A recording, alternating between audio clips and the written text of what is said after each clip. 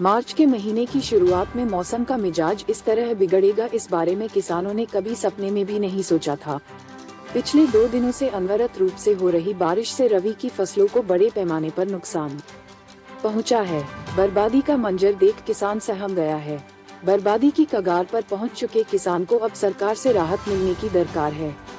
बारिश और ओलावृष्टि से किसानों को जो जख्म मिले हैं, उसका दर्द उन्हें सालों तक रहेगा। रविवार को अपर जिलाधिकारी संजय कुमार सहित अन्य अधिकारियों ने अपने क्षेत्र में जाकर बेमौसम बारिश से नष्ट हुई फसलों को देखा।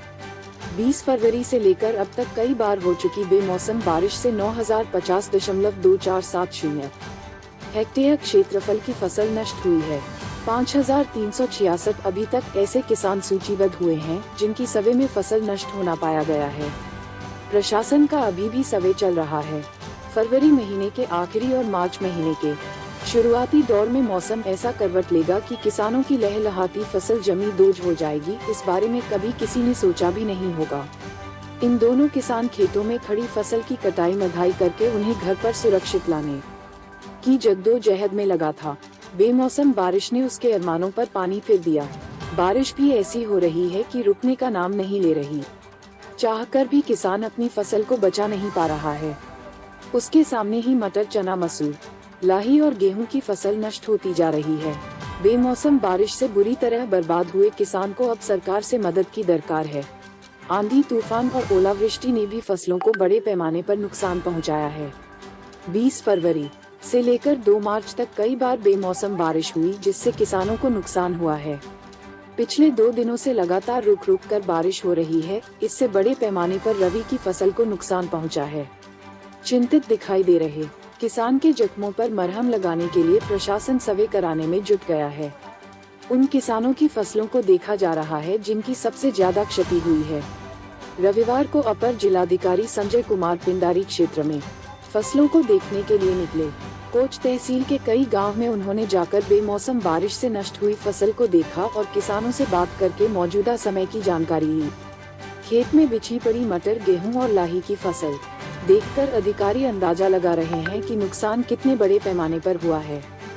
सभी क्षेत्र के उप जिलाधिकारी और तहसीलदार भी अपने अपने क्षेत्र में सर्वे करने में जुटे हैं।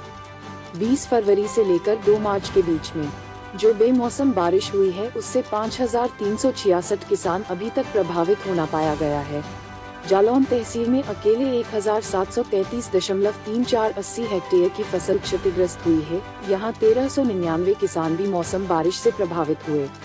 उरई तहसील में 1485.2690 हेक्टेयर की फसल नष्ट हुई, इसमें 1976 किसान प्रभावित हुए।